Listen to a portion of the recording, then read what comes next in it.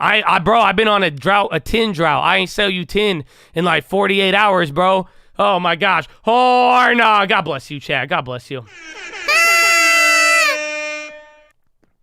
Good job. Thank you. It's funny because I read your good jobs, but I read your name. So it's like, seriously, Josh, good job. Seriously, Josh, good job. Seriously. So I read your name with it. So thank you, my friend. I appreciate you. God bless you, bro. Let's go. This was the warm-up today. We have to deal with Jerome Powell tomorrow. Seriously, LOL. That's why I was like, okay, seriously. I'm like, is he saying seriously, John? Good job. I'm gonna turn into Ted Lasso when he's like, when he keeps saying the word over and over again, it gets crazy. So, yeah. But Chad, that's the day, bro. That's the day. That's all we have. I love all of you. Thank you for the likes. Thank you for showing love. I've been on a tin drought, but it's okay. You still show love. That's all we need, man. Just a little bit of love. Let's keep working. Let's get ideas. Take the ideas down to the core. Don't get me started. But Chad, thank you all again. Hope you are having a wonderful year so far. I hope we can make it a better one, but that is all we have now. I could tell you about the links. First link, Scream Alerts Bootcamp, free, paid, whatever you're looking for, everything you need to be flying these streets. You got to even call real estate. You better prepare. That's tomorrow, baby, and that's even right there under new channels. If you've heard about real estate on here, you've heard a lot of Chads talk about it too. I mean, again, it's a Chad. It's built by Chad, baby. It's built by Chad, so get in there, man. But check it out. That's tomorrow. I have a watch list tonight. What was I gonna? I kind of want to make one of those funny watch lists again, but that was so crazy, you know. But check it out. We're gonna have a breakdown of the Fed tomorrow. There's a couple of things, like I said. I don't know. I don't know. I'm feeling. Maybe I'll pray on it. Maybe I'll see. I need to work out that play I was telling you about at the end of the day. Let me get some ideas because it's fascinating. I think it's gonna be interesting. A mukbang watch list. Oh, bring back the mukbangs, huh? Bring back the mukbang. I am hungry. Food sounds good, my brother. Food sounds good. Oh, that sounds good. But we'll see. Mukbang watch list, maybe. Yeah, but did I do that? I think I did that on the last Powell. I was talking about something serious on the last mukbang. That's why I'm like, Powell's serious. But anyways, check out the watch list. Second link. Third link for the membership badge, baby. Shout out to all the members.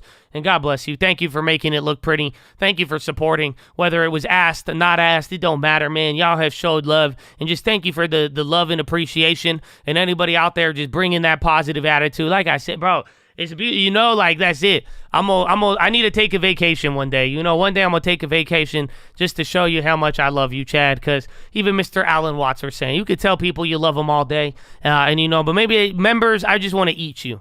You know, I see your membership badge and I just want to eat you. Does that hit different? That's what Alan said would happen. But all I'm saying, man, I love y'all. That's why I'm here. And it's just, even if it's not even the membership badge, bro, because it's for real, just the people we got in here, we spend a lot of time with each other. It's great to welcome new people as well, too. But there it is. I just want to eat you up, okay? That's it. I just want to eat you up. There you go. Is it his different? You like, Josh, chill, bro. Chill. You like, yeah, it's cool. On the next episode of Subway, Josh told them he wanted to eat them. No. I'm saying it's an Alan Watts. It's an Alan Watts did a lot of drugs, and then he was going to drug. No, that's not what I said. That's not. He used the metaphysical to get into his. No, that's not. What are you fucking, dude? Yo. So nah, man. So watch out, bro. That's not what I'm saying, man. That's not what I'm saying. You know what I'm saying. I love you. Okay. I love you. God bless you. Eastside. Don't let it be weird. I'm sorry. So I've been a little, I don't know, man. Let's just pray for this fucking election that YouTube lowers the standards of fucking China, so that, because I don't know. I've been making some wild jokes lately. I just hope you laugh at some of them, but I don't know. That's it. I don't know. I pushed the button a couple of times on some of these, so I'm sorry. I apologize, but it's funny. I hope if you're not smiling, you're probably either extremely liberal or extremely conservative. That's the only way you're not laughing at any of this, and that's it. So I'm not your enemy, but I know you don't like me, but I love you. It's okay. I'm unhinged, and I love it. That's not unhinged. That's If that's unhinged, then I'm okay. Maybe I might be psychotic. I'm mostly me. I just try to watch out for like the cops, dude.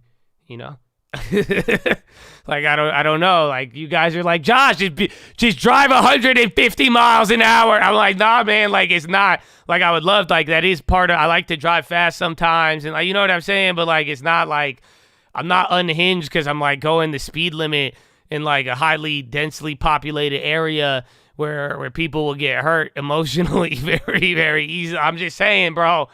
That's it, man. Yeah, I am a product of California. That's the crazy part. But anyway, Chad, don't let me go too crazy. But I love you. Thank you for always sharing a laugh or two with me as well, too. That's what I mean, man. It's a beautiful community.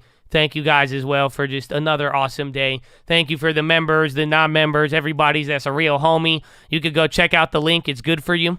That's not proven, but, you know, put a smile on your face and make the world a bullish place. A smile on your face and make the world a bullish place. Yeah. Yeah, you guys know this voice. Like, I'm here to tell you that you can make the world a bullish place today, and you can buy your merch right now. Put a smile on your face, make the world a bullish place. So it's a new jingle we're working on for our merch, but check it out if you'd like. You can check out the Philo channels. Again, check out all the other cult channels. You got Cult Real Estate tomorrow. It's a bullish one. It's a beautiful one, man. Bergamo. Follow me on Instagram at The Trading Fraternity. It's the private account. Don't fall for any WhatsApp scams. I'm not going to WhatsApp you, man, but I appreciate you reaching out to the fake Josh because it means you're motivated. So what you should be doing is interacting with me in the chat right here, right now. So if you could hear this warning, I could probably see your chat. So just like, yo, ask me questions, bro. I'll mentor you live on here every day. You know that? Honestly, bro, low-key, like, you know how I just told you? How, like, I just told you, like, everybody in the chat, how much I love them, but like low key, if like low key, fuck them, okay? Because you just keep spamming the chat, and I will mentor you Monday through Friday, 30 minutes before. I swear to you, I promise you. And just because for real, I'll get you in the chat. But you have to be sincere. If you're not, I can spot a fake bitch from a mile away, bro. Okay, I'm just saying. Some of y'all, that's why sincerity goes a long way. That's all I'm saying. But I got you. You hit me with the questions because it's like, that's it. We got a lot of time here. So if you are motivated enough to contact me for a WhatsApp, you better be motivated enough to contact me in the chat here on a daily basis because I got you.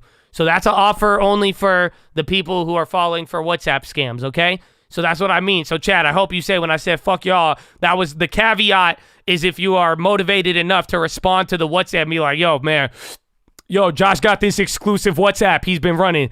He ain't say shit about it for the last 7 hours, but I hit him up on Instagram and he hit me back. And now, like, you know what I'm saying, bro?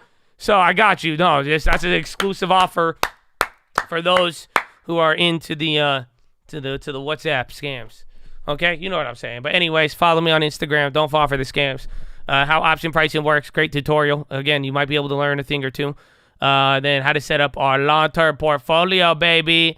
Oh, yeah. Here's what you got for me.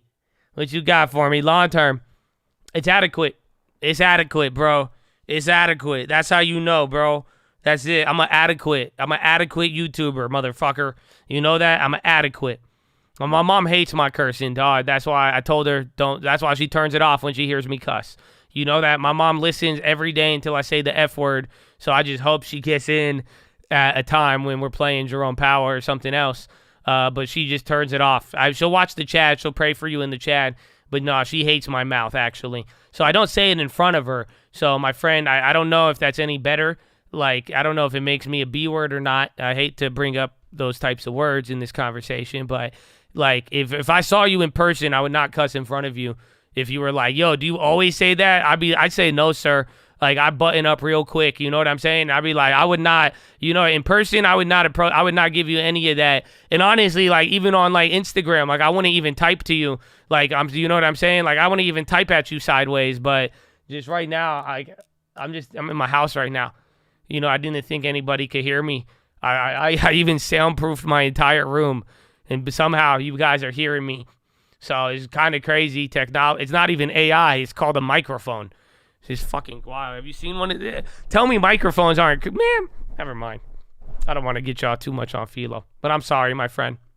But to answer your question, pray for me. My mom prays for me too. And that's the last point here. Fill out the prayer request wall. Even though I'm a heathen, even though I'm a hypocrite, I think we have all fallen short. And I think all of us cannot serve two masters. I know all of them. Sadly, I've memorized all of them. But, you know, there's a reason why we're here. And we're rooting for all of you is part of it. It's one thing for what I believe, man, but I also believe there's enough to go around. And I believe if you're not around people that you're rooting for, and if you don't want others to win, it's very hard for you to see success yourself. So on that note, I hope you know we're praying for all of you. We've taken this task upon ourselves. And I say we, I'm talking about me, my family, and my family in the chat and everybody in here, because it's just something that's growing in here, man. So we're praying for you, whether you fill it out or not. You can do what you want, man. It's your life. We're not going to tell your friends. You know what I'm saying? That's it. It's very, very simple. And I told you, get the long term. It's adequate. It's adequate. The YouTube pitch is adequate. You know what I'm saying? So you get it. But we love you. Pray for me. I'm praying for all of you, man. And that's what we need. You get champ. In terms of speaking with his Attorney General Merrick Garland. No. Merrick Garland. No, I need it. Oh, I see him. Where is it? The Bloomberg people are. I'm gonna. Let me tell you. I'll tell you one thing. I'm going to talk about a couple things right now. This is absolute pure nonsense politics witch hunt. Trump pleads not guilty. Well, he said 30. How do you have 30? Dude, 37 charges is wicked, dog. You know what I'm saying? I thought it was like 1 or 2. Is he talking? From former President Donald Trump right now. And then they do this stuff. We love the people. We love the people. You see the crowds. You see the crowds. And everything else. That is in decline like never before. It's declining. And we can't let it happen. I'm going to make we can't let it. I gotta make it happen. Tonight. I got a little speech for you. And I hope you're gonna be there. You can come too if you want. Okay? Thank you, everybody. Thank you. Thank you, everybody. Out of the speech there, but the former president. Nah, motherfucker, I wouldn't be that happy. That's why that's why some of y'all don't like him. I'm just saying, I get it. I would not be that enthusiastic right now. I'd be writing poems in my room right now. You know what I'm saying? I'd be reading the book of Psalms and the book of Proverbs right now, writing poems and like, I'm my back against the wall. I'd be like, you know what I'm saying? I wouldn't be like that. I'd be wearing a trash bag and a hoodie. I'd be like punching the air, like getting ready to warm up with like Rocky music. I wouldn't. Wow, good for him. Good for him. Like, we're gonna, don't worry, that's fine. 37 charges is nothing. I've dealt with 3,700. I'll tell you one thing about the court system, the legal system, how I've been doing things around here. I got a little speech for you today, but don't worry, I'm going to make a lot of actions. This is nothing. I beat the case. I beat the case better than Young Thug, better than Gunna. If you know Gunna, are you familiar with Lil Wayne? They call him Lil Wayne. He's a great rapper. I love all of the raps that I've seen him do over the years. He made a Lollipop. You've heard the song Lollipop? It's a great. He said that song. It's amazing. It's terrific actually. But he said he beat the case. If he beat the case, I think Donald can beat the case, and Donald's gonna beat that case like it's nothing. I pardoned him. Of course I pardoned him. That's what you do. That's it. Caught it. Yeah. All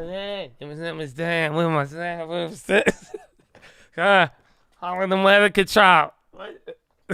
I love Kodak, dude. I love him. I don't even understand. Kodak is the smartest motherfucker alive, dude. You guys, you know that? I don't even get, dude, you get me. I need Kodak Black in the Fed. You know that, right? Fuck out of here. Fuck out of here. That would change it. He would solve everything. You guys are like, oh, Josh for Fed chair. Put Kodak Black. All of your problems will be solved. I mean, why you didn't call weather control? Why you think it's called rate hikes? Because we hiking and that's it. I got interest. Why you think it's called interest rate? That's it, bro. It's not. Don't even. I'm telling you, he solve everything. The genius he possesses. I'm not even kidding though. It's simple genius. They don't understand. They don't understand. He would solve everything. He said, nah, man, quantitative tightening. That's why we got tightening out here. That's it. We ain't going to do two things at once because you can't do two things at once.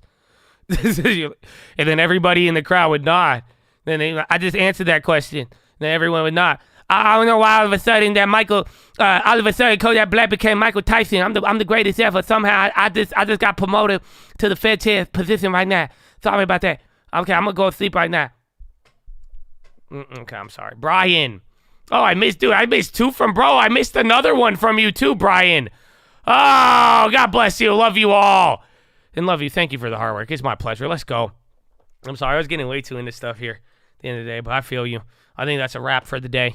I hope you fill out the prayer request wall. Thank you for praying for me. I love you all, Chad. Oh, yeah, you ain't got Jesus peace. Oh, you got Jesus peace. You don't believe in Jesus. Oh, you got, I'm telling you. Why do you think I just bought the 2-year bond? You don't even believe in pies. Why you don't even buy the bonds? You know what I'm saying? Come on. You don't even believe in bonds. That's what it is. Fuck. Oh, it's... Kodak understands me. You're like, well, Joe, what about the... No, Kodak gets it. Promise you Kodak understands my bond play. Well, on that note, toast to the Chad. Toast to the market. We're wrapping up there. Go read the books. Richest Man of Babylon, Proverbs New Living Translation, and The Strangest Secret in the World. I'll give you uncle before you go. I need to go pee, and I'll come back. All right, I'll be back. I love you. This song, guys, it's crazy. He's crazy. That's crazy. Forever, ever. Oh, Chattadonia. Another awesome day. We're going to have a lot more in store for tomorrow. So I hope you're ready. And let's make it a good one, all right? Let's make it a good one. Y'all with me? Let's have a good one. All right, Chad. Well, I love you. God bless you. Let's make it a good one. But don't ever forget why we're here. I'm honestly, I got to just wait for the watch list, okay? Just wait for the watch list. Just wait for the watch list. That's all I would tell you. Just wait for the watch list. That's what you got to do, okay? But, Chad, don't ever forget why we're here. Why we keep going. Why we in the game. Why we do it with a smile, baby. No matter what. Why you got to always do it with a smile. Why that faith, hope, love ain't ever going out of style, baby. And why we got to explore the ideas sometimes. To explore the ideas. Oh, man, I have so much to talk about from yesterday's Philo. But, Chad, you know the motivation and why it's all built on love and never expecting nothing, baby. Why? Finger to the sky, baby. To God be the glory, and through the grace of God alone. Amen. Amen. Woo! Chattadonia, I love you. I'll catch you guys in a little bit. And peace. Yeah, what about me? You heard a lot from Donald today. What do you guys miss me? Yeah, you still got another year of me, you little prick. We got a lot more. We got prog. We got builder. We're gonna build a better. We're gonna build a bear. Right. Yeah. Anyways, I'm gonna leave you. I still got work to do. Okay. You go do? Tell Jerome to take care of you tomorrow. Tell that motherfucker. I told you inflation coming down. All right. I gotta go. Good morning. Allah.